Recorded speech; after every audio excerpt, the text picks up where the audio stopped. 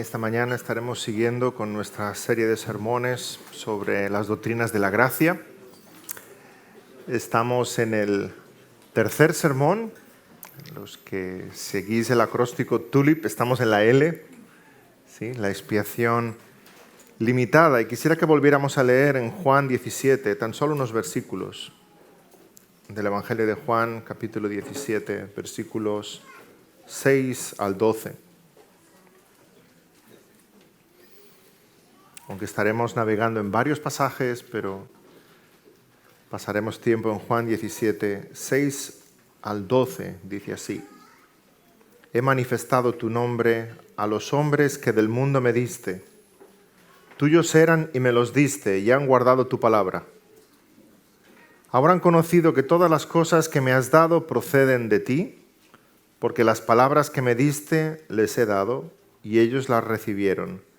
Y han conocido verdaderamente que salí de ti y han creído que tú me enviaste. Yo ruego por ellos, no ruego por el mundo, sino por los que me diste, porque tuyos son.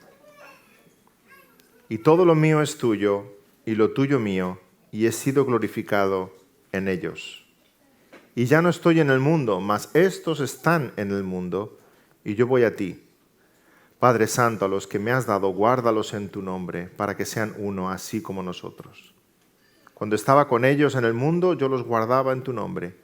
A los que me diste, yo los guardé, y ninguno de ellos se perdió, sino el hijo de perdición, para que la Escritura se cumpliese. Vamos a orar. Señor, te pedimos una vez más en esta mañana que tú hables a nuestros corazones. Tu palabra es verdad y es tu palabra la que a veces, Señor, nos nutre, a veces nos sana, a veces nos zarandea, Señor, y nos hace ver las cosas de una manera tan diferente. Te pedimos que en esta mañana tú estés hablando, que nos ayudes a concentrarnos en el sermón, a concentrarnos en tu palabra, que sea tu Espíritu el que abra nuestro entendimiento y nos dé luz. Señor, que tu palabra sea verdad de una forma fehaciente en nuestros corazones. Señor, que en esta mañana tú te glorifiques, veamos una vez más la grandeza de tu poder, de tu soberanía, de tu gracia, de nuestra pequeñez, y nos maravillemos en ti y en el precioso Evangelio.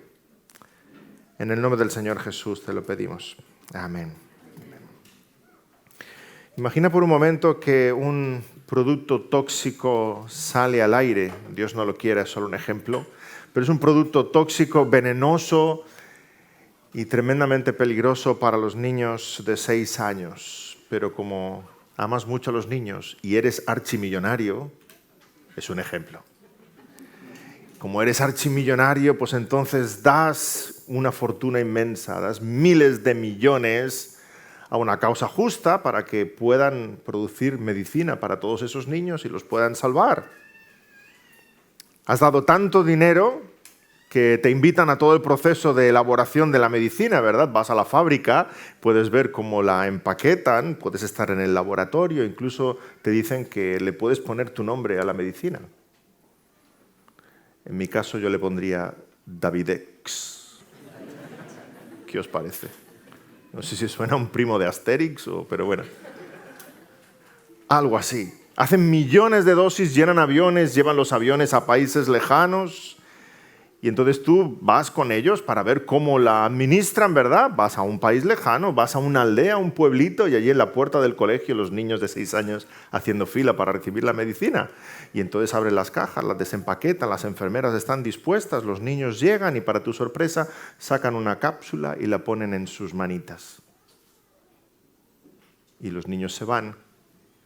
Te quedas un poco alarmado porque dices, no, así esto no va a funcionar. Le preguntas a la enfermera, ¿no les pone una inyección? No, este es el nuevo protocolo. Ya, pero esa pastilla no sabemos dónde va a acabar, ¿verdad? De hecho, ya ves pastillas por el patio corriendo por el suelo. Creo que los perros de ese país van a estar más medicados que los niños, porque hay pastillas corriendo por todos lados y van poniendo en la manita la pastilla en la manita de los niños de 6 años. quedas muy frustrado. De regreso a Barcelona se organiza un gran congreso para explicar lo muy exitosa que ha sido la campaña, ¿verdad? Y presentan los resultados, cuántas cápsulas han hecho, a cuántos niños la han administrado, y se atreven a decir en el congreso que la enfermedad está erradicada. Y tú, indignado, te levantas y dices, de ninguna manera, eso ha sido un fiasco. Eso ha sido un desastre. Se tiene que repetir todo de pe a pa. No sabemos dónde han acabado esas pastillas. No sabemos ni quién la ha tomado, quién no la ha tomado. Además, me habéis hecho perder una millonada. Se tiene que volver a hacer todo. Porque no habéis salvado a nadie, solo habéis hecho que la salvación sea disponible. Espero que me sigáis con el ejemplo, porque lo estamos aplicando el Evangelio. Queridos hermanos, hay quienes tienen esta visión de la cruz de Cristo. Hay quienes tienen esta misma perspectiva de la cruz del Calvario. Hay quienes creen que exactamente esto es lo que pasó en el Gólgota, que Cristo hizo la salvación disponible. Pero no tenemos ninguna seguridad de que nadie sea salvo, porque ahora depende del hombre el tomar la medicina. Hay quienes creen que Jesús no salvó a nadie, sino que hizo disponible la salvación, de modo que no garantizó la salvación de ninguno de nosotros, sino que abrió nuestra manita y nos puso ahí la pastilla del Evangelio. Pero ¿nos damos cuenta de lo alarmante que es todo esto? Lo preocupante que es este planteamiento. Si Jesús solo ofrece salvación, entonces todo depende del hombre. El tremendo plan de salvación trazado por Dios desde la eternidad en los cielos, el grandísimo sacrificio de la sangre de su Hijo Jesucristo, el devenir de la historia entera, no está en manos de un Dios soberano, está en manos de un hombre soberano que decide si todo el plan de Dios va a ser un éxito o no. Nos damos cuenta que si Jesús solo ofrece salvación, el plan no está completo, la salvación no está completa, Cristo no ha salvado a nadie. Y sin embargo, en la cruz, el Señor Jesucristo dijo, consumado es, misión cumplida. ¿Quién de nosotros, los que somos papás, sabiendo que hay que dar una medicina a nuestro hijo, vamos a las 4 de la mañana para decirle, mira, esta es, te la dejo en la mesita de noche y nos vamos a dormir tranquilos? No. Los que sois papás sabéis que no se hace así, ¿verdad? Agarras al niño aunque esté dormido, le abres la boca, ¿verdad? Le metes lo que le tengas que meter, ¿verdad? Lo has tragado, sí, un poquito de agua. Te aseguras y entonces duermes tranquilo. Una cosa es salvar y otra cosa es hacer disponible la salvación. Y hacer disponible la salvación no es salvar. Son dos cosas muy diferentes. Nos damos cuenta de que si Jesús solo ofrece la salvación, y ahora este argumento que os voy a plantear fue muy importante para mí en mi vida. Sí, yo no nací calvinista, todos tenemos nuestro proceso, ¿sí? Este argumento fue muy importante para mí en mi vida y es el que me abrió los ojos a las doctrinas de la gracia.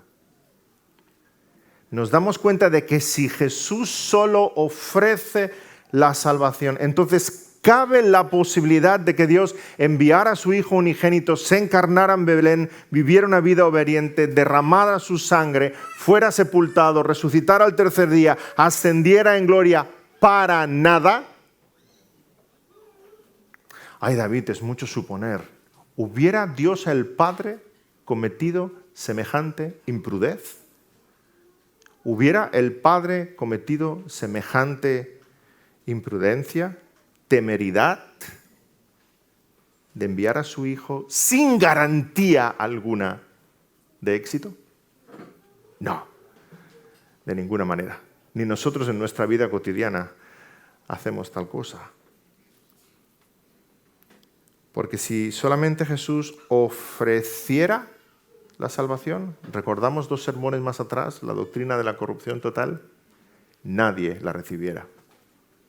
Si Jesús solamente la ofreciera, nadie la recibiera, nadie tomara la medicina. ¿Iba Dios a despilfarrar la sangre de su Hijo Jesucristo en vano? De ninguna manera. No, hermanos, es que Cristo Jesús no vino a la tierra a ofrecer salvación. Cristo vino a la tierra a salvar. A salvar. Por eso en la cruz dice, consumado es, misión cumplida. A salvar un pueblo, a salvar un rebaño, a salvar una nación santa, a salvar un pueblo adquirido por Dios, a salvar a aquellos que el Padre escogió desde antes de la fundación del mundo y cuyos nombres están escritos en el libro de la vida. Aquellos el Padre entregó al Hijo, estos, y el Hijo en la cruz derramó su sangre por ellos y dijo, comprados para tu gloria, Padre. Porque si dependiera del hombre, ninguno se salvaría. Y no, en la cruz Jesús no casi salva, o medio salva, o presalva. Jesús en la cruz salva. Salva. Y Jesús dijo, consumado es, misión cumplida. Padre, aquellos que me diste los he comprado, los he lavado, los he justificado, los he glorificado. Aquellos están perdonados por mi sangre. Es solo cuestión de tiempo. Y este será el siguiente sermón, que el Espíritu Santo derrame esa salvación sobre cada uno de nosotros.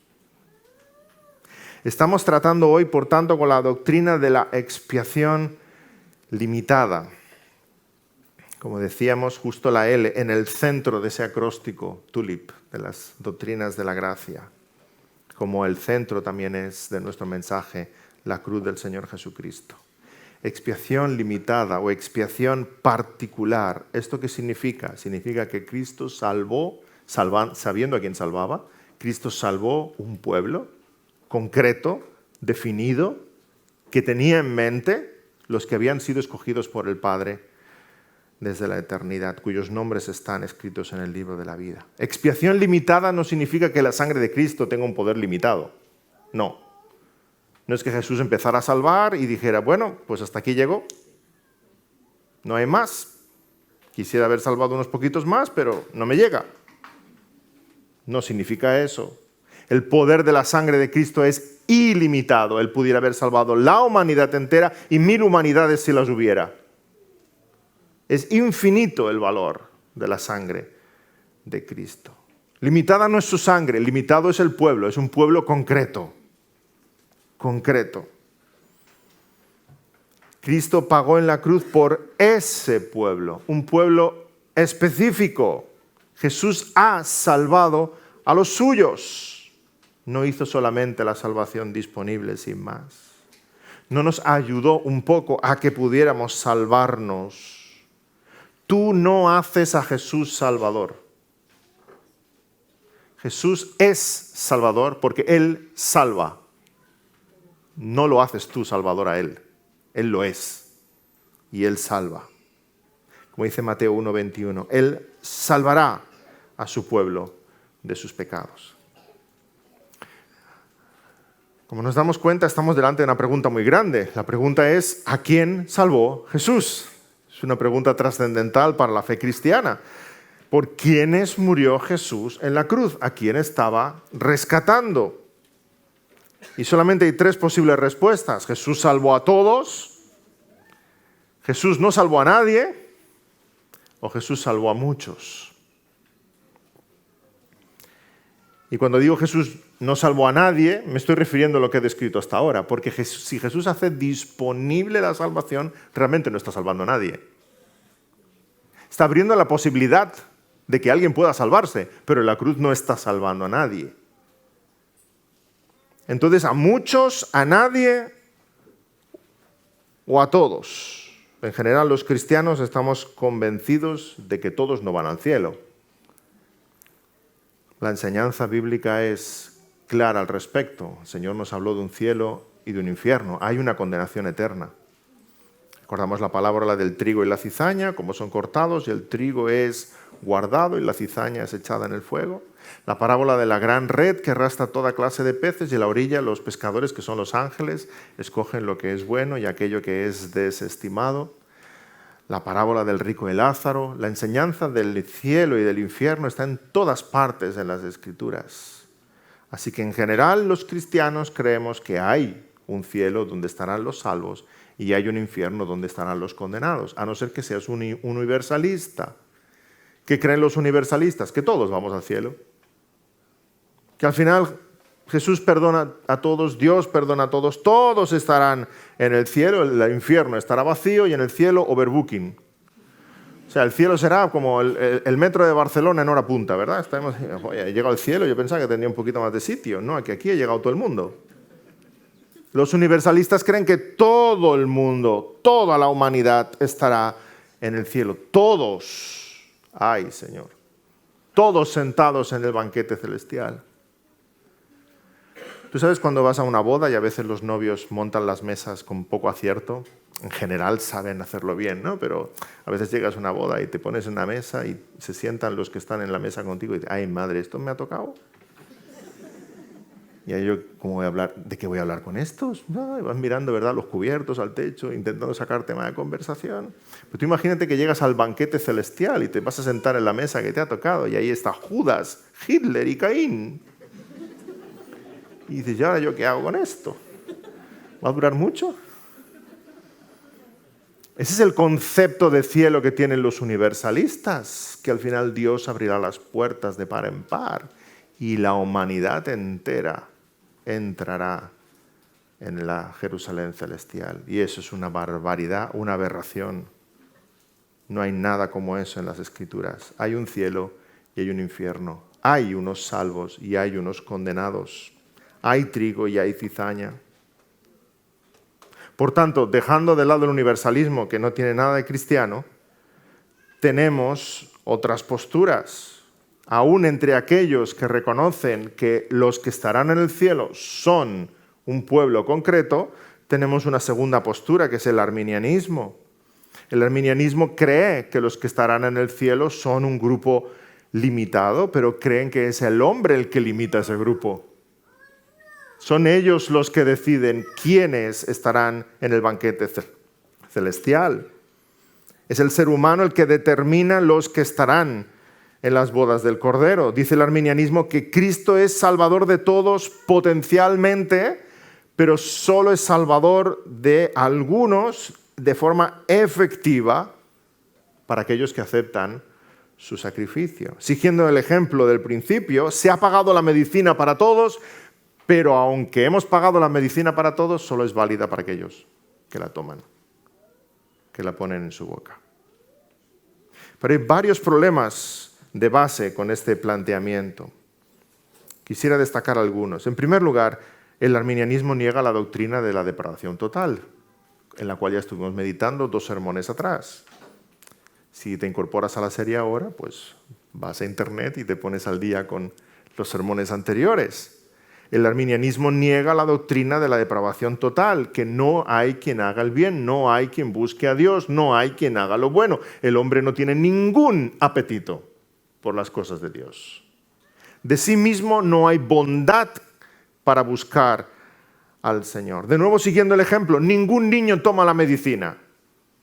¿Por qué? Porque tiene 6 años y no le importa la medicina, porque está jugando en el patio y la tira en el suelo, porque aún aquellos que se la pongan en la boquita dicen, ¡qué mal gusto tiene!, y la escupen.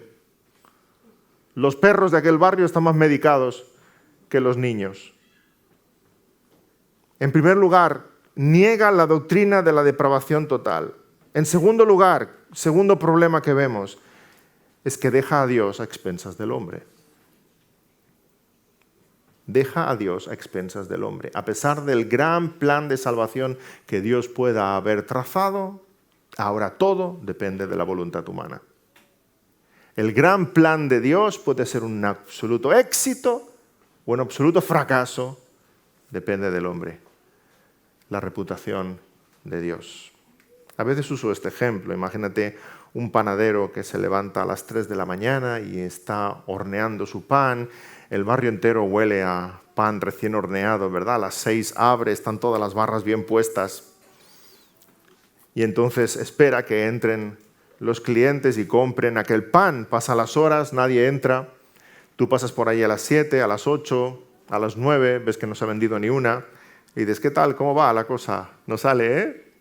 Tú intentas animarle un poquito, ¿verdad? Bueno, ya pronto se van a hacer las 11. ¿Sabes que se podía hacer las 7, las 8 de la tarde y lo tienes todo aquí, no? No te preocupes, hombre, mañana pan rallado. No pasa nada. Y de hecho pasa el día entero y no ha vendido nada. ¿Cabría esa posibilidad? Sí. ¿Es lo que deseaba? No. Pero somos humanos. Hay quienes ven a Dios así. Él ha dispuesto un excelente, tremendo, formidable plan de salvación, pero ahora está como ese panadero, esperando que alguien venga. Pero pudiera ser que nadie viniera. No, hermanos, Dios no trabaja así. Dios trabaja por encargo. El Señor Jesucristo va a la cruz sabiendo a quién va a rescatar. Y aquellos a los cuales Él se ha propuesto rescatar están todos comprados. ¿Cuántas barras hay que hacer? 300, 300 hechas, 300 vendidas. Éxito absoluto. Sin quererlo, el arminianismo está poniendo a Dios en esa circunstancia. Pero además nos plantea un dilema aún mayor. ¿Es Dios injusto? ¿Cómo va a ser Dios injusto? ¿Es injusto porque hace pagar 2 veces el mismo delito? ¿Está Dios haciendo pagar 2 veces el mismo delito? Eso sería injusticia, ¿verdad? Imagina que voy por la autopista y voy a demasiada velocidad y me para un guardia. Llama a la ventanilla, bajo la ventanilla y me explica mi infracción y me dice, son 1.000 euros. Y yo, vaya hombre. Pago la multa con todo el dolor de mi alma, pero entonces el mismo guardia da la vuelta, va al otro lado del coche, llama a la otra ventanilla donde está mi esposa, baja la ventanilla, le explica a mi esposa otra vez y le dice, son 1.000 euros. Y entonces mi esposa y yo nos miramos como, ¿esto qué es? Saltamos, ¿verdad? ¿No nos puede usted hacer pagar 2 veces por el mismo delito? Acabamos de pagar.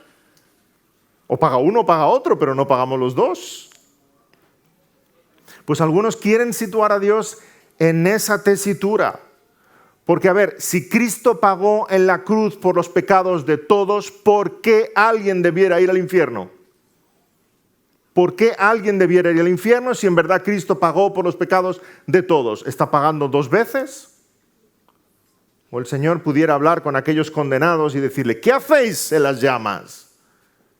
Y aquellos decirle al Señor Jesús, el Padre aquí nos envió, nos dijo que teníamos una deuda. Y Jesús decirle al Padre, Padre, ¿no pagué yo la deuda de estos también? ¿No pagué por los pecados de todos? ¿Es Dios injusto? ¿Va a hacer pagar 2 veces por el mismo delito?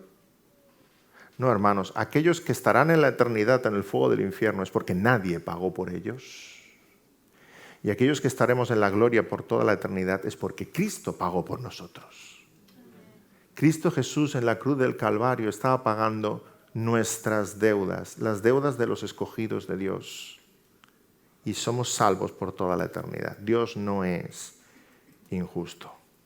No hace pagar 2 veces por el mismo delito. Si Jesús hubiera venido a pagar por los pecados de todos, pero alguno se va al infierno, solo que uno se fuera al infierno, Dios hubiera fracasado en su propósito. El plan de Dios hubiera sido una ruina, una vergüenza. La respuesta, hermanos, es que Cristo Jesús en la cruz no pagó por los pecados de todos. Pagó por los pecados de sus ovejas, de su pueblo, de su rebaño, de su esposa, de su iglesia, de sus escogidos. No ha habido mayor misión con mayor éxito en toda la historia. Cristo venció porque vino a pagar por los suyos, a morir por los suyos, a salvar a los suyos. Y los suyos somos justificados, santificados, glorificados y estaremos con Él por toda la eternidad. ¿Y dónde vemos esta expresión de que Cristo pagó, rescató un pueblo concreto? Lo vemos en todas partes en la Escritura. El Señor siempre llama, alcanza, escoge. Pero vamos a estar centrándonos en pasajes como Juan 10 y Juan 17. Si veis en Juan capítulo 10, el Señor habla claramente de sus ovejas. Sus ovejas.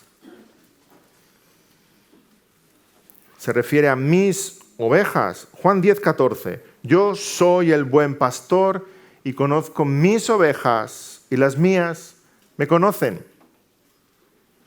Y luego dice a los fariseos en el versículo 26, vosotros no creéis porque no sois de mis ovejas. Nos damos cuenta de lo que está diciendo, es tremendo. Fijémonos, no es que crees y porque crees eres hecho una oveja. No. Primero eres una oveja y luego escuchas su voz y luego le sigues, pero primero eres oveja. Primero eres oveja del Señor. Porque lo más importante en tu vida no es qué haces, no es dónde vas, no es quién eres, sino de quién eres, a quién perteneces. Y si eres una oveja del Señor Jesucristo, vas a escuchar su voz, vas a seguirle. Él te guardará por toda la eternidad. Lo primero en tu vida es ser una oveja del Señor.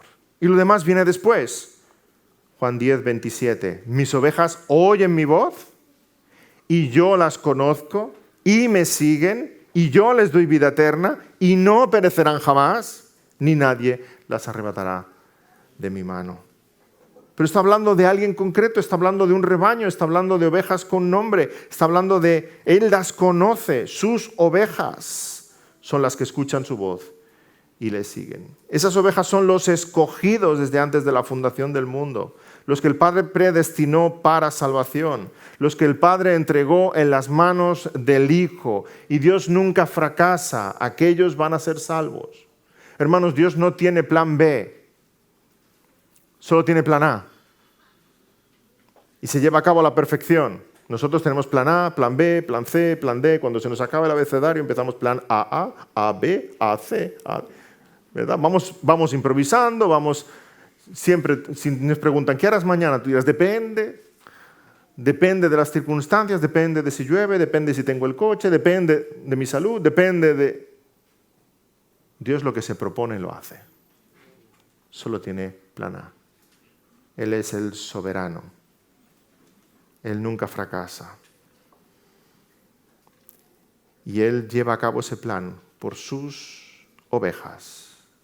Va a morir el Mesías por ellas y las va a comprar. Juan 10, 11. Yo soy el buen pastor. El buen pastor su vida da por las ovejas. Por las ovejas. Y de nuevo el versículo 15. Mi vida pongo por las ovejas. No por el mundo, por las ovejas. Por su rebaño.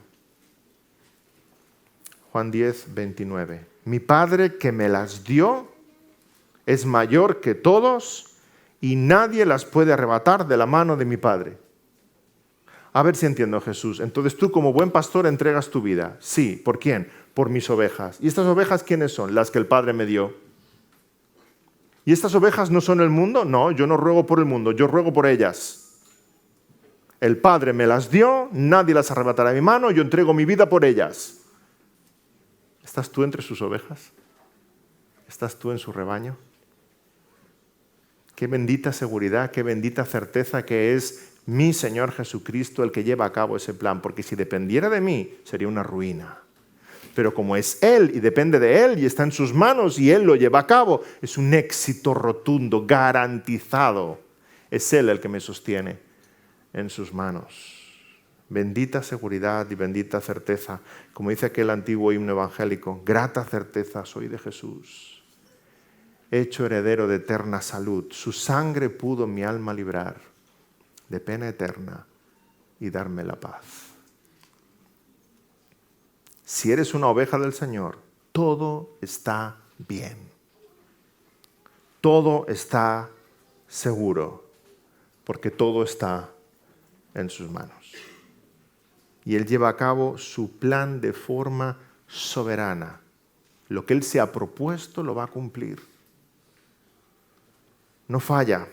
Dios lleva a cabo su voluntad de forma formidable. Hermanos, Dios lleva a cabo su plan, pero no solamente porque Dios sea sabio, Un sabio sabe cómo reaccionar en diferentes circunstancias, ¿verdad? Es como un ajedrecista o es como un estratega militar. Tiene información, sabe lo que tiene que hacer en cada momento. No borremos ese concepto en nuestra mente. Dios no es un sabio nada más, que según lo que suceda verá qué es lo que tiene que hacer y al final se sale con la suya. Dios es más que sabio, Dios es soberano. Dios no solo reacciona a las circunstancias, Él ordena las circunstancias, Él usa las circunstancias, Él manda sobre las circunstancias y todo lo que sucede, sucede porque Él tiene control. Él es el soberano. Mira la vida de José, porque sabemos el final de la historia, pero si empiezas a leerle y dices, ¡ay, mi madre, vaya desastre! A Dios se le ha escapado todo de las manos. Qué familia, qué hermanos, cómo lo maltratan, cómo lo venden, cómo Potifar lo acusa injustamente, cómo acaba en prisión. Esto va a acabar en tragedia. Pero vemos toda la historia y al final la interpretación que hace José. ¿Cómo perdona a sus hermanos? ¿Estoy yo en el lugar de Dios? Y cómo menciona a Dios tantas veces. Dios me trajo. Era el plan de Dios que yo estuviera aquí ahora en Egipto. Para daros vida, para salvaros, para salvar a Israel, el pueblo del cual vendría el Mesías.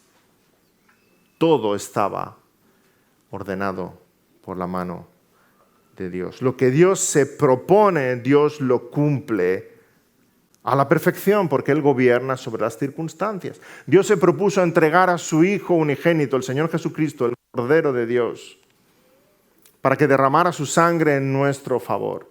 ¿Cuántas cosas podrían haber frustrado el plan de Dios? Ay, si Pilato en vez de lavarse las manos hubiera escuchado a su esposa y el sueño que tuvo y dijo, es verdad, este hombre es justo, liberadlo.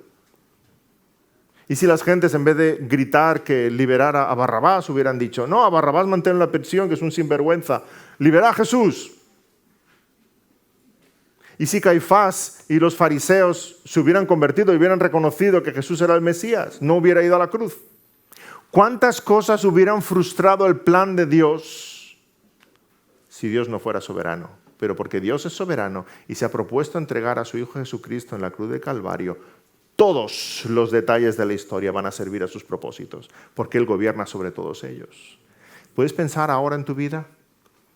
Si eres un escogido de Dios y Dios se ha propuesto salvarte, todo lo que pase contigo solamente va a servir a sus propósitos. De acercarte a la cruz de Cristo, de derramar salvación sobre ti, de santificarte, de hacerte crecer a imagen del Señor. Y a los que Dios aman, todo ayuda bien, conforme a su propósito, que es formar a Cristo Jesús en ti. Él es soberano y no se le escapa nada de sus manos. Ni aun la peor tragedia que hayas podido vivir no se escapa de las manos de Dios. Porque la peor tragedia que hayas podido vivir no es peor que la mayor tragedia que ha vivido esta historia. Y la mayor tragedia de la historia es que el justo, el unigénito Hijo de Dios, se hiciera carne y nosotros lo matáramos y lo claváramos en una cruz. Eso es lo peor que ha pasado en la historia de la humanidad. Y aquello estaba ordenado por Dios. Por tanto, lo peor que pueda pasar en tu vida estaba a control en las manos de Dios. Y sirve a un propósito divino, aunque ahora no lo podamos ver. Mira tu vida y reconoce que la mano de Dios soberano ha estado guiando todas tus circunstancias para finalmente alcanzarte con su gracia. Si eres una de sus ovejas, si eres un escogido del Señor, Dios a su tiempo va a acercarte a Cristo. Y escucharás la palabra, escucharás su voz, predicada, cantada, recitada, orada, el mensaje del Evangelio calará hondo en tu corazón y vendrán otros detrás que regarán y que segarán. Pero tu alma será para Cristo, la semilla brotará. Vendrán alegrías, vendrán tristezas, pasarás pruebas y en tu pecado y en tu miseria podrás reconocer lo amargo que es el camino de la rebeldía y los momentos más dolorosos de tu vida solo te servirán para cobrar conciencia de tu miseria, de tu necesidad y de lo rápido que debes acudir al médico del alma, que es Jesucristo. Y pasarán meses o años o aún una vida entera, pero en el momento que Dios disponga, el Espíritu abrirá tus ojos, abrirá tu corazón como hizo con Lidia y te entregarás en los brazos del Mesías. Si eres una oveja de su rebaño, oirás la voz del Señor, acudirás a la voz del Señor porque la reconocerás y le seguirás por toda la eternidad. Y Dios va a cumplir su propósito. Dios va a cumplir sus planes. Y cuando así suceda, entonces comprenderás que todo estaba orquestado por Él. Entonces comprenderás que Él es soberano, que Él llevó a cabo su plan para salvarte, porque la salvación en Cristo no es solamente una posibilidad. La salvación en Cristo es una realidad. Jesucristo salva. Jesucristo salva. Otro pasaje maravilloso en esta dirección es Juan 17, donde estábamos antes. Juan 17.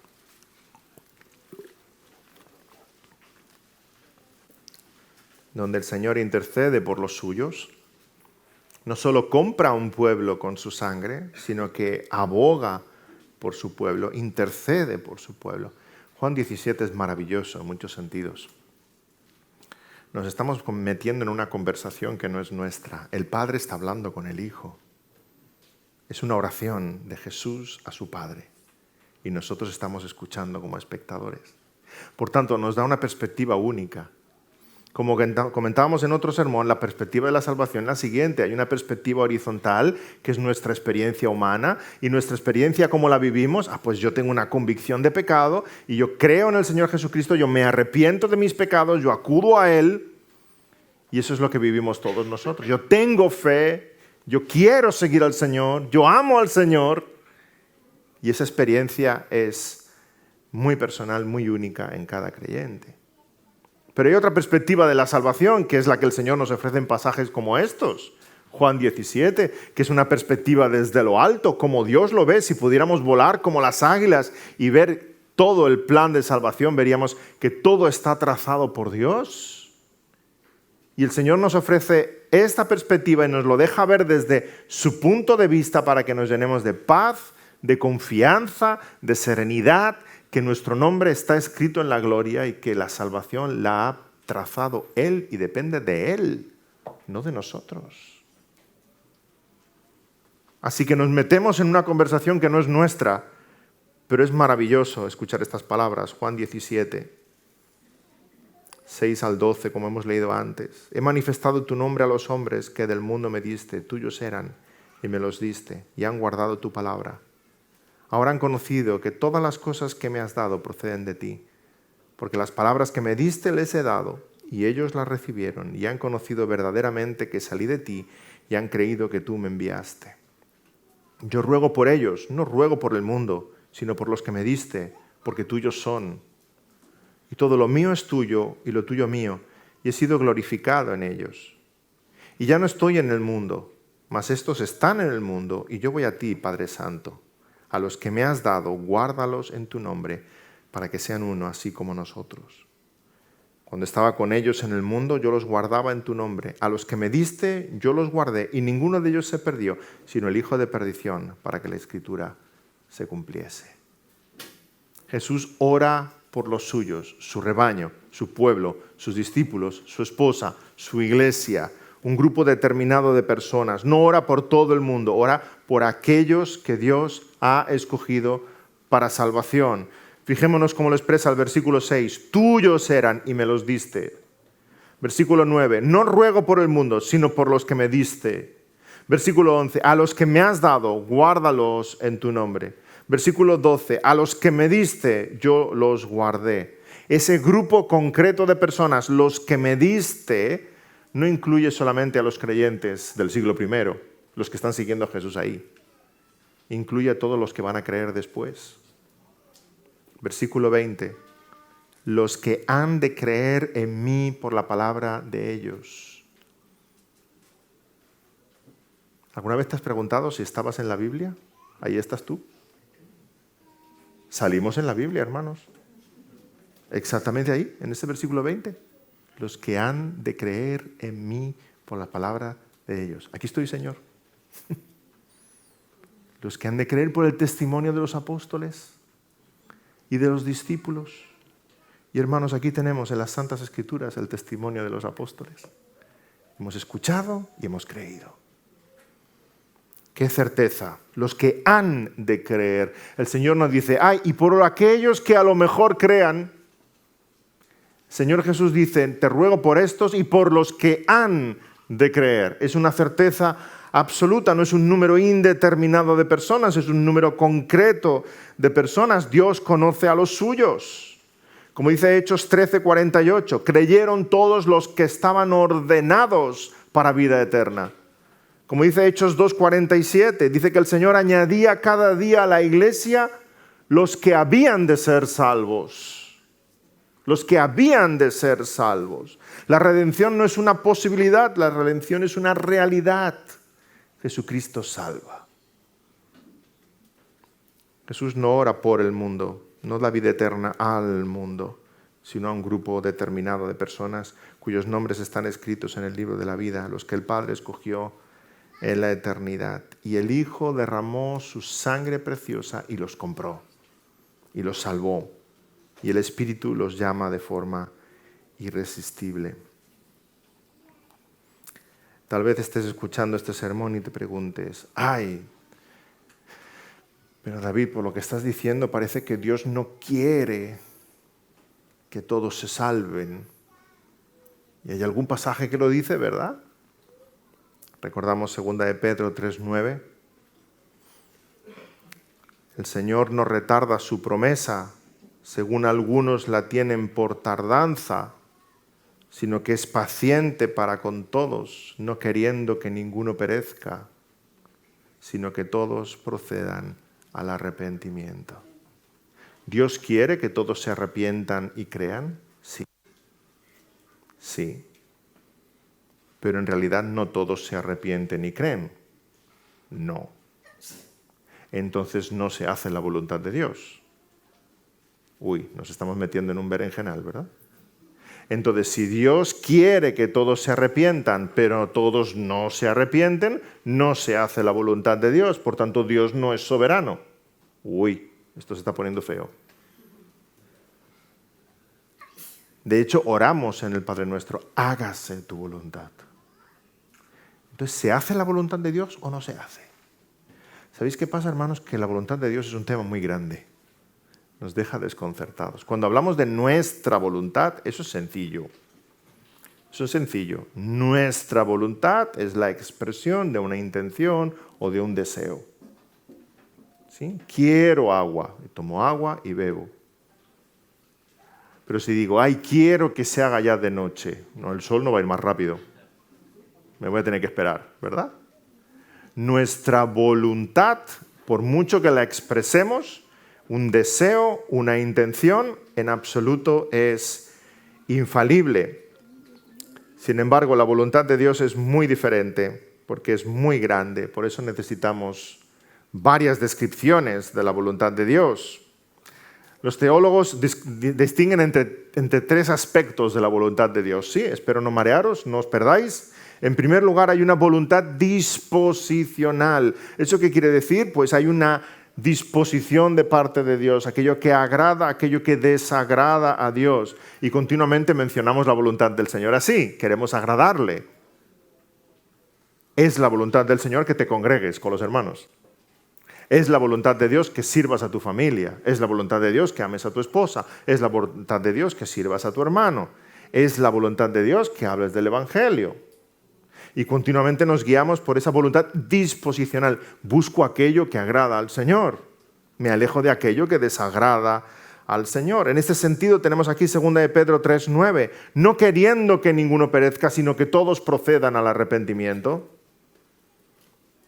Dios, como un juez justo, no se deleita en condenar al delincuente.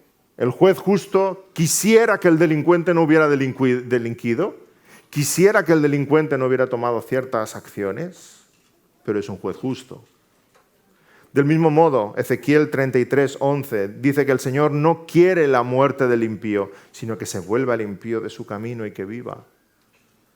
Por supuesto, hay el deseo del Señor, aquello que agrada al Señor, aquello que desagrada al Señor, su voluntad disposicional. Pero en segundo lugar tenemos una voluntad preceptiva, o sea que Dios es explícito y nos da sus mandamientos. Tenemos los 10 mandamientos y tenemos las Santas Escrituras. Es la voluntad revelada de Dios. Dios nos expresa sus preceptos de modo que sepamos cómo nos tenemos que conducir, cómo agradarle a Él. Y en ese sentido dice Juan el Bautista, el reino de Dios se ha acercado, arrepentíos y creed en el Evangelio. ¿Es lo que Dios quiere? Sí, que todo hombre se arrepienta y crea en el Evangelio. La voluntad de Dios es que tú te arrepientas y creas en el Evangelio. Pero lamentablemente el hombre no lo hace. Está yendo en contra, actuando en contra de la voluntad de Dios. Puede obedecer y puede desobedecer a esa voluntad preceptiva. Aun nosotros los cristianos, sabiendo cuál es la voluntad de Dios, los mandamientos del Señor, luchamos contra el pecado y le obedecemos. Queremos obedecerle. Pero además de esa voluntad disposicional y esa voluntad preceptiva, porque hasta aquí nadie se ha salvado, solamente sabiendo aquello que agrada a Dios y siendo Él explícito en sus mandamientos, el hombre no es salvo, tenemos la voluntad decretiva de Dios. Dios decreta soberanamente, la voluntad soberana de Dios. Y necesitamos de esta tercera categoría, porque si no, ninguno de nosotros sería salvo. La voluntad soberana de Dios es aquello que Dios decreta y aquello sucede sí o sí. Dios dijo, sea la luz, y fue la luz. Del mismo modo, desde la eternidad dijo, este pueblo escogido sea salvo, y aquellos somos los salvos, por decreto de Dios.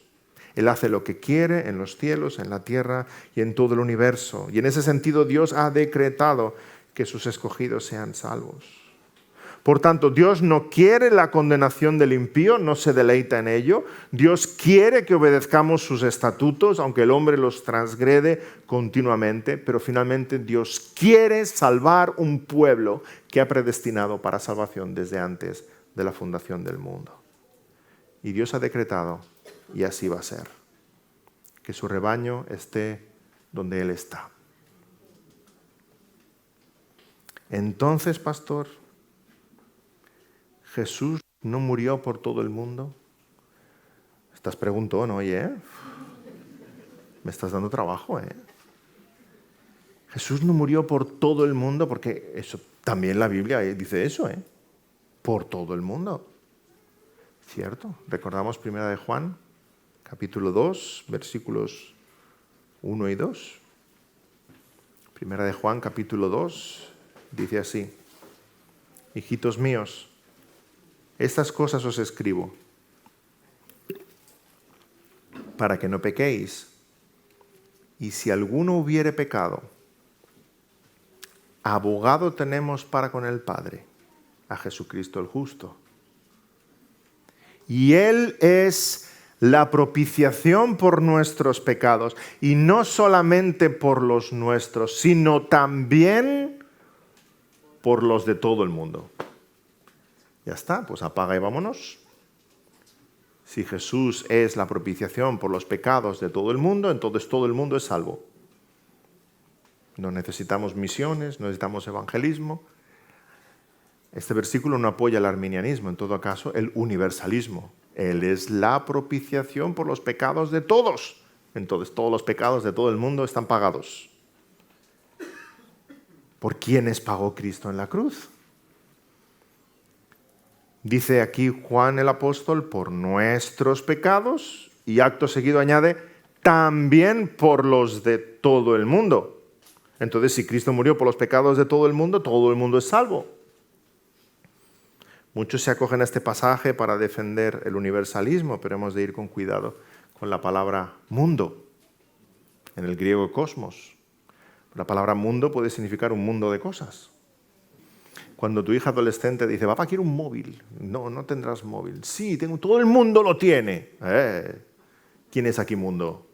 Sus 30 compañeras de clase. Eso es mundo. Todo el mundo lo tiene, ¿verdad? La palabra mundo puede significar muchas cosas. También en el lenguaje bíblico hay que ponerla en su contexto. El apóstol Juan usa la palabra mundo de diferentes maneras.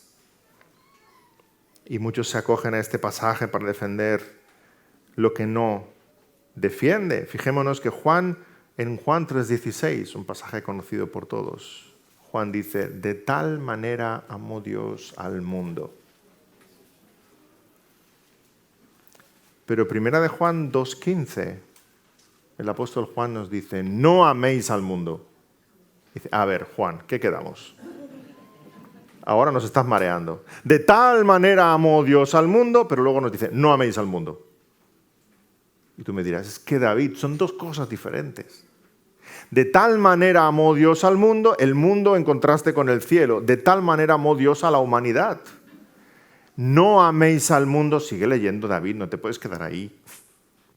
No améis al mundo ni las cosas que hay en el mundo. El mundo refiriéndose a aquello que batalla en nuestra alma contra lo espiritual. Mundo significa una cosa diferente según su contexto y hay que ponerlo en su contexto. Como pasa con muchas otras palabras en todos los idiomas, se usa siempre por la vía del contraste. Mundo en contraste con la iglesia significa pecado. No améis al mundo. Mundo en contraste con el cielo hace referencia a la humanidad. De tal manera amó Dios al mundo. Mundo en contraste con Israel se refiere a las demás naciones. Y aquí es donde encontramos el pasaje en cuestión que estábamos hablando de 1 de Juan 2. Y Él es la propiciación por nuestros pecados, y no solamente por los nuestros, sino también por los de todo el mundo. Hermanos, no solo es la salvación para Israel, ¿lo veis? Siempre ha estado en los planes de Dios que Israel fuera luz a las naciones. Así que el Mesías ha venido no solamente para nosotros, ha venido para ellos. Como dice Juan capítulo 10, ese otro rebaño. Y gracias a Dios porque somos nosotros ese otro rebaño, hermanos. El Señor Jesús dice, tengo estas ovejas, pero tengo otras. Y tú dices, aleluya, tiene otras. Nosotros los gentiles. Y alcanzo a esas y también, y serán un solo rebaño. Somos nosotros, hermanos. Así que Cristo Jesús no es solamente el Salvador de Israel, es el Salvador del mundo. Y gloria a Dios que es el Salvador del mundo. Cuando Jesús habla con la samaritana y la samaritana va con el mensaje de que ha encontrado al Mesías, Juan 4:42, los samaritanos hablan luego con Jesús y le dicen a la samaritana, ya no creemos solamente por tu dicho, porque nosotros mismos hemos oído y sabemos que verdaderamente este es el Salvador del mundo, el Mesías, porque ellos, los samaritanos, habían sido alcanzados. Un pueblo separado de Israel, un pueblo despreciado por Israel. Gracias a Dios que Él es el Salvador del mundo, porque nosotros somos esas ovejas de otro rebaño. Y ahora aquí en la tierra y mañana en los cielos y por toda la eternidad vamos a estar alabando su nombre. Gentes de toda lengua y nación y pueblo. Sí, es el Salvador del mundo porque no hay otro. Es el Salvador del mundo porque no solo vino a Israel, vino a nosotros que estábamos lejos del pacto. Es el Salvador del mundo porque así como Adán trajo maldición y nos enemistó con Dios y la tierra fue maldita por su causa, ahora va a venir el nuevo Adán, el Mesías, que nos va a reconciliar con Dios, que va a vencer el pecado, que nos va a abrir las puertas del paraíso y la tierra será redimida y la cabeza de la serpiente aplastada. Él es el Salvador del mundo. No hay otro nombre dado a los hombres en que podamos ser salvos. Cuidado cómo leemos la palabra mundo. No se refiere a todas las personas, una por una en particular. Veamos los pasajes en que la enseñanza bíblica es clara, que habla de un pueblo redimido, un rebaño redimido. Dice Mateo 1, un pueblo. Dice Mateo 20, muchos. Juan 10 habla de sus ovejas. Efesios 5 de su iglesia. Romanos 8 de los escogidos. Esos son alcanzados por la gracia de Dios, salvados, redimidos, glorificados y estarán sentados en el banquete celestial por toda la eternidad. Y tal vez estés pensando, ya, pastor, pero ¿y si yo no soy uno de los escogidos? ¿Sabes qué te diría? Ven a Cristo. Ya, pero ¿y si Cristo no pagó por mí en la cruz? Ven a Cristo. ¿Y si no soy llamado para salvación? Ven a Cristo. ¿Y si no puedo venir a Cristo? Ven a Cristo. Porque el imperativo es claro, la palabra. Venid a mí, dice el Señor. Venid a mí los que estáis trabajados y cargados, y yo os haré descansar. Venid a mí. Y cuando hayas venido a Cristo, y cuando hayas sido lavado por Cristo, y cuando hayas sido perdonado por Cristo, entonces podrás decirle, gracias Señor, que escribiste mi nombre en el libro de la vida desde antes de la fundación del mundo. Gracias, Señor, porque me has llamado por mi nombre. Gracias, Señor, que por tu misericordia fui salvo. Gracias, Señor, que tu perdón y tu gracia me alcanzó. Gracias, Señor, porque tu herida fui sanado. Gracias, Señor, porque me diste un corazón nuevo y pusiste un espíritu nuevo dentro de mí y quitaste de mi carne un corazón de piedra y me diste un corazón de carne y pusiste dentro de mí tu espíritu y has hecho que ande en tus estatutos y que guarde tus preceptos y que los ponga por obra. Gracias, Señor, porque tú lo has hecho. Porque si fuera por mí, seguiría perdido. Es el buen pastor el que alcanza a la oveja perdida. No es la oveja perdida la que alcanza al buen pastor. Cristo Jesús recibió un pueblo de manos del Padre y ese pueblo lo salvó de forma efectiva. ¡Ay, qué maravilloso pensamiento! Pensar que en la cruz Cristo Jesús pensó en mí. Y en el momento que el Señor Jesús pensó en mí, Jesús en la cruz no estaba pensando, ¡ay, David! Espero que aceptes esto. El Señor en la cruz, cuando pensó en mí, dijo, David, te he comprado. Porque Él compró un pueblo para su gloria. Y murió en la cruz en nuestro lugar. Y su sangre fue derramada pagando el precio más alto por nuestro rescate. Y salvó un pueblo adquirido, una nación santa. Él estaba pensando en nosotros. Estamos grabados en su corazón. Su misión fue llevada a cabo con la mayor excelencia y efectividad. Jesús no hizo posible la salvación. Jesús salvó en la cruz del Calvario. No puso la mano en la medicina, la inyectó en tu corazón. Amén, oremos. Señor, gracias por un Salvador tan grande que no merecemos, pero gracias porque nuestro Salvador es tan grande, porque nuestro pecado era tan grande y nuestra necesidad también.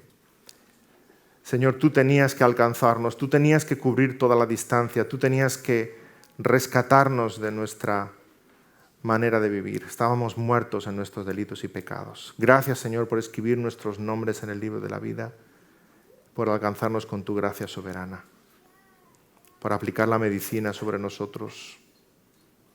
Señor, gracias porque es todo por gracia. Y tu gracia es tan grande, increíble, incomprensible, indescriptible, Señor, que nos desconcierta por completo. Y solo nos lleva a maravillarnos más aún y a tener un corazón más agradecido y lleno de adoración por ti. Gracias por tu Evangelio, Señor. Y te pedimos que tu Evangelio siga alcanzando pecadores. Que aquellas ovejas que son tuyas escuchen tu voz y la reconozcan y te sigan. Para que en la eternidad un gran pueblo, una nación santa, te adoremos por siempre y cantemos, la salvación pertenece a Jehová. En el nombre del Señor Jesús. Amén.